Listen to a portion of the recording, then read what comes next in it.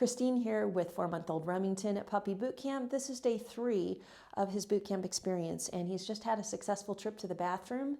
Even did door etiquette ×2 with my trusty mentor, Trustee, our other dog. And now we're going to take him out and we're going to start his pre-breakfast playtime. Teaching a puppy to play well is really a huge part of teaching them to have good manners in every other area of life. So I'm going to wait till I get his focus. He's a little distracted by the cameraman at the moment, but we'll wait till he gives me his eyes. And then we'll stop here, get another sit, do door etiquette again, wait. Shh. Never repeat a command. Give it once and then enforce it. And again, the pauses are helpful to him.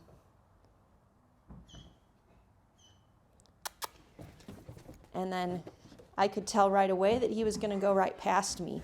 So I'm not even going to give him a chance to sit. We're just going to do a redo. And again, helping him learn just by his results is really a critical part of helping any puppy be successful in life.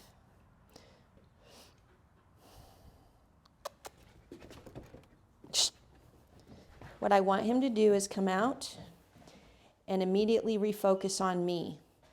And that's the mistake he's making. He's coming out and he's focusing on other things.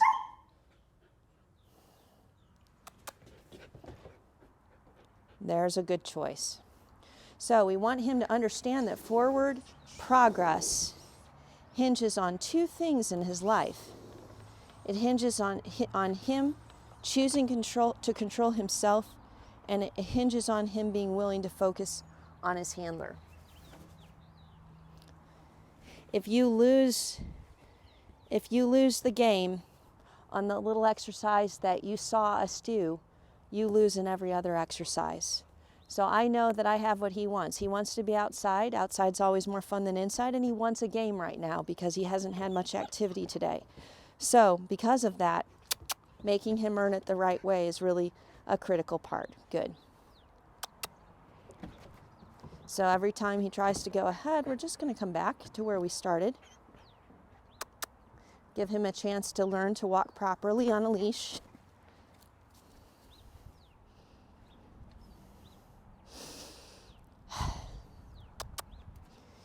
And what we want is some nice walking and a good halt and sit before we start the game.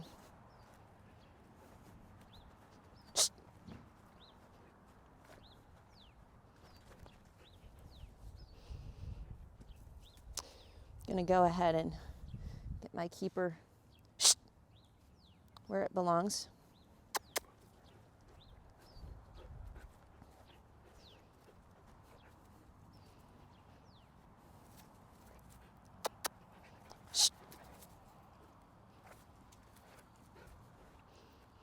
This is the first time we've really made him earn the game through some lead training, but he's far enough along on that I believe he's capable of it. So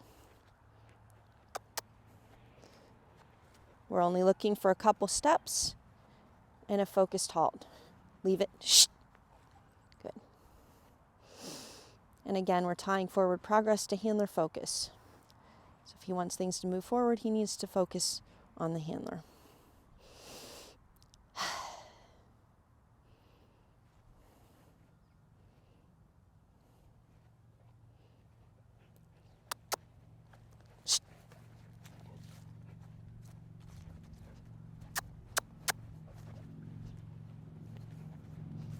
Good.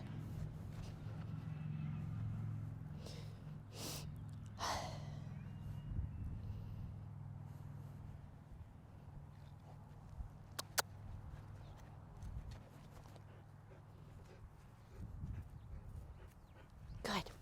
That's what we were looking for. We were looking for him to stop and give me his eyes before we start the game. And now we're going to play a little bit.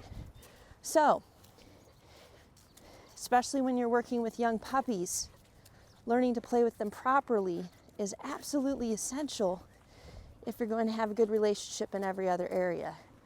So what you saw him release on the toy is exactly what he's going to release on members of the family, four-legged and two-legged, if the need is not met in a positive way.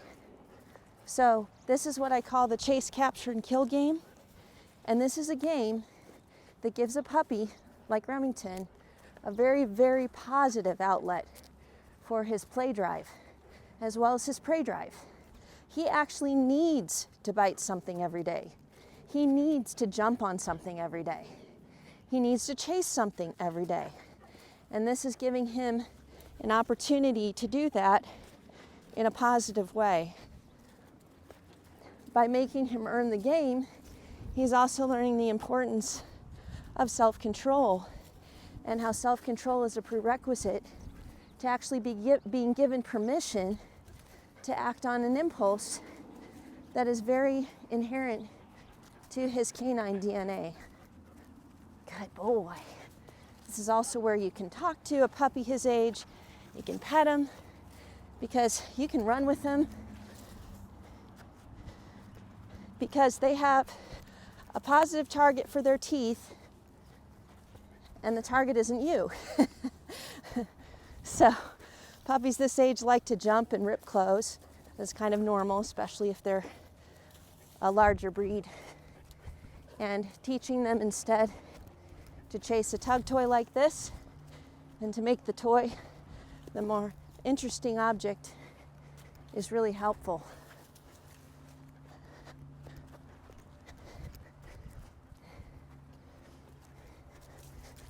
So what we haven't done up to this point is we haven't asked for the toy back. So I'm going to go ahead and do that right now. I'm going to freeze and hold against my body. And we've never done this before. So he actually doesn't know what I'm asking. And we're going to wait for sit. Yes. And then we're going to restart the game again.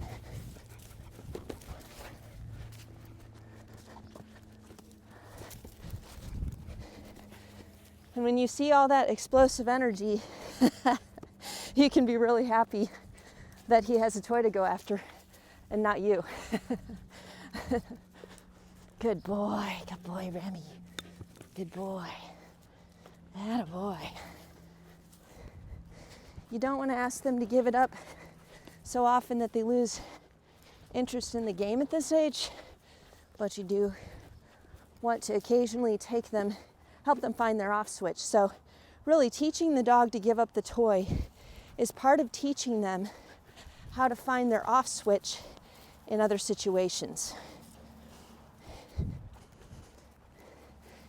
Teaches them how to bring their own level of excitement down in order to get something that they want.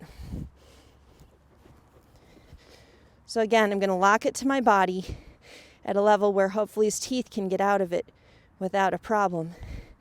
We're going to wait for a sit and then drop the toy again. Yes. So if he can learn that jumping is not as powerful as sitting, that's really, really going to help him in other situations of life. Good boy.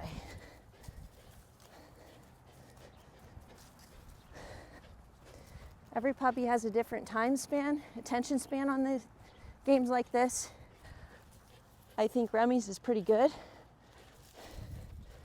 So I typically look at my watch when I start, and I'm using his age as a calculator. So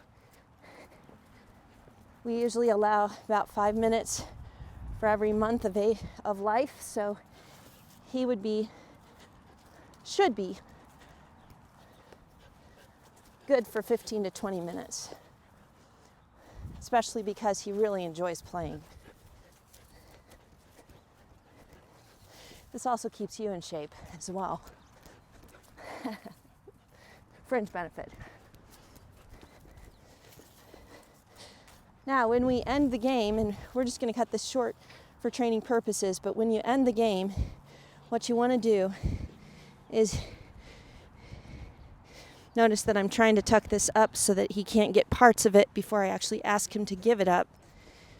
When we end the game, what we're going to do is wait for a sit, then we're going to hand the toy back. Good boy. And just let him have it, because we want to present ourselves as a giver, not a taker. If his last memory of the game is, I got the toy back, then he's not going to be as hesitant or reluctant to give it up during the game. So these are some ways to teach your puppy to play well and to meet their core needs at the same time. This is Christine with Trusty Training Services, training built on trust. Happy training.